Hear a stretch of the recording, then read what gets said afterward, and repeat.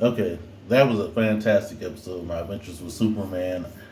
Last episode was fun, but this episode, so starting nice and fun to a degree.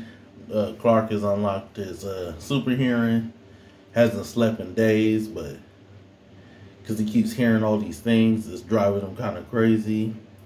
Lois meets someone she's a fan of and gets to work with, but then and that Perry used to work with or went to college with. So they try to. Lois still worried about Clark. They try to get interviews with people to show that how good he is, but Vicky doesn't see it. She's had the same energy Lois had when this was all starting when Superman showed up, but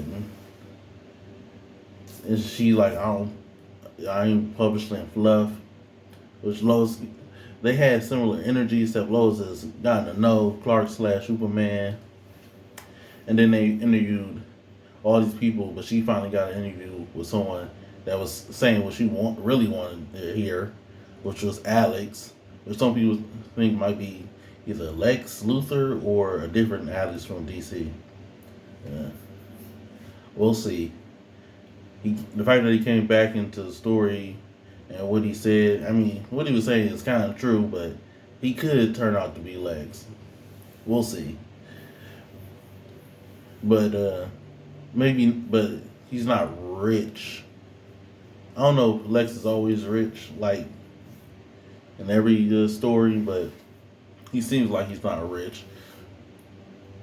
But besides that, Clark has been chasing Invisible, the Invisible guy, and because of the super hearing, I mean, he's been saving people all this time, but he starts because they can't see the invisible person. They start thinking he's lost his mind and he's causing all this damage.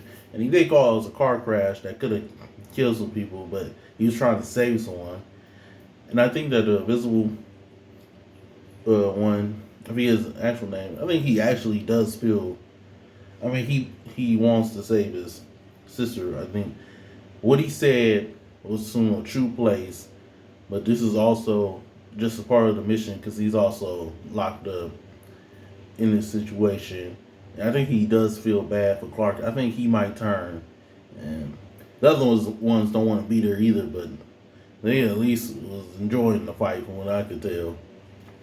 And the story got posted by Vicky before Lois and Jimmy could stop her.